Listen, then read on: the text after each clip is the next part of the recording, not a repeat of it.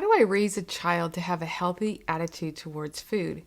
Well, that's a big topic, I think, right now with all the obesity and problems with food that kids are having, sitting too much, eating the wrong types of foods. A lot of type 2 diabetes is coming into play at younger and younger years, a lot of autoimmune issues, more autism. We could go on, but there is a lot of quote unquote wrong eating, and it starts at such a young age these days. So, the first thing I want to really encourage and get across to you as parents, you really need to teach kids a positive relationship with food. Kids learn by watching. You can talk a lot and tell them what to do. However, it comes back to what you and your spouse are doing inside your home and the words you're using to talk about yourself. They hear the communication that's going on in your home. And I personally know many of my clients are very negative towards their own bodies. They say things that their kids are hearing. They're talking about, oh, I'm going to go on this diet, I'm going to go on that diet. I hate the way my body looks right now. Even with food, when you eat, oh, I feel gross. Why did I eat that? Those kinds of things are all negative, and kids will pick up on that. They will hear what you're saying. They're going to see what you're doing. They're going to see how active you are, what food you put into your mouth after you work out, before you work out. They see it all. They're just like sponges. So the first thing you need to really think about and start working on is cleaning up your own act and looking at yourself. How am I eating? What am I saying in front of my children? What is my relationship with food? Is it negative? Is it positive? Am I always saying something negative when it comes to food? Or, oh, I hate cooking, or I don't want to cook, let's go out and eat. Even if you don't like some of those things, it's really important not to be talking that way in front of your kids. I feel like we need to get back to having that relationship with food that's positive. If you hate, the food is such a good thing. It's giving us the ability to be humans, to walk around, to be active, to do what we do all day long. Without it, the consequences are pretty sad.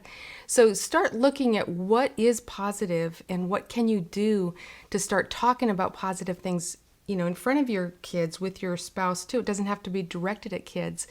And I do encourage educating your kids as you sit down to a meal, or maybe they're complaining about, oh, I don't want that, I want a soda, or I don't want that, I want, macaroni and cheese. Maybe you can't change it right away, especially if their habits are already set. But what you can start doing is telling them why they need certain things. If they need vegetables, what do vegetables do inside the body? What does protein do for the muscles? I know little kids, especially, they want to do the right thing and they want to grow and they want to be healthy. So if you can tell them the correlation of, what different foods do for different parts of the body, for the brain, all those kinds of things. So that's the first thing I really, really encourage you to do. The second thing that I dislike a lot, and it's going rampant in this country, is talking about dieting and bringing up different diets. I really see this effect with girls. It's probably happening with boys as well, but I see them watching their moms and their dads go on a diet, and they watch what you do when you go on that diet. Probably you're less happy. Maybe you're a little more irritable, grumpy, because you're restricting yourself. You're trying to follow something you're really not liking yourself. Maybe it's a program that involves boxed food. Whatever it is, I think the dieting word just needs to go away, and the whole idea of dieting goes away. If you think about it, what has diet done for a country but make us fat? So it's really, really important to look at, if you still are involved in diets, please don't talk about it in front of your kids, and really try to keep your food healthy and just eat more balanced in order to accomplish your weight loss goals. So taking time to eat, I've already talked some on the website about sitting down together as a family. That's another important thing to build confidence around the food.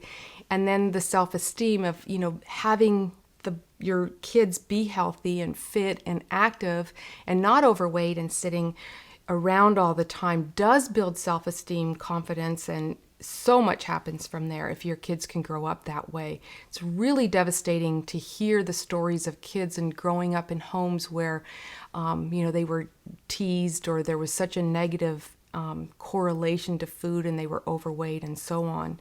So the benefits of making these changes are, possibly increasing the self-esteem in your children, increasing their confidence. They will start to attract different friends, possibly because they're going to be more outgoing. They smile more. There are opportunities to be in different sports, maybe in different activities, because they're going to be a happier child. I'm looking forward to hearing positive results in the years to come as young girls and boys grow up with better self-esteem and better health. If you'd like to learn more, go to simplyslimliving.com.